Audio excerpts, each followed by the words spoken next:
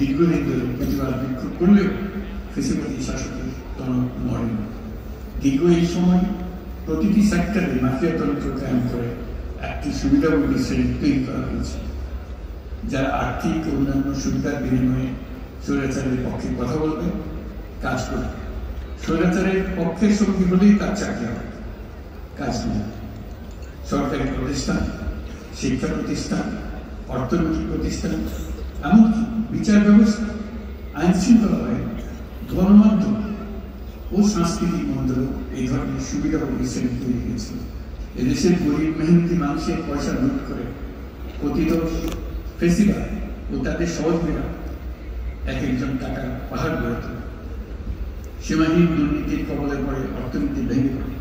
এই দেড় যুগে প্রতিটি ন্যায্য দাবি, প্রতিবাদ, বিক্ষোভ চলাকালে পুলিশের পাশাপাশি দলীয় সন্ত্রাসীরা অস্ত্র হাতে আন্দোলনকারীদের পিটিয়েছে।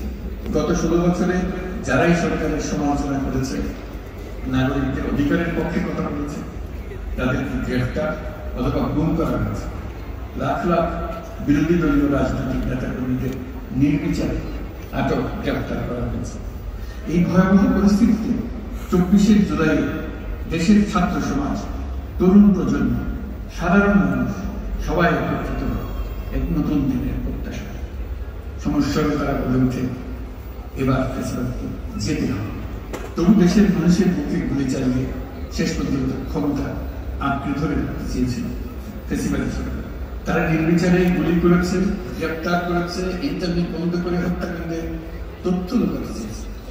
রাতের অন্ধকারে এলাকায় এলাকায় অভিযান চালিয়ে ছাত্রদের আটক করেছে।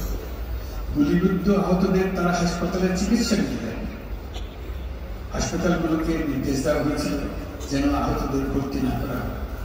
এই কারণে বহু মানুষ চিকিৎসা না পেয়ে চিরতরে দৃষ্টি হারিয়েছে, পঙ্গু হয়েছে।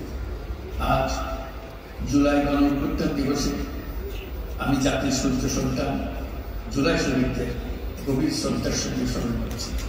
তাদের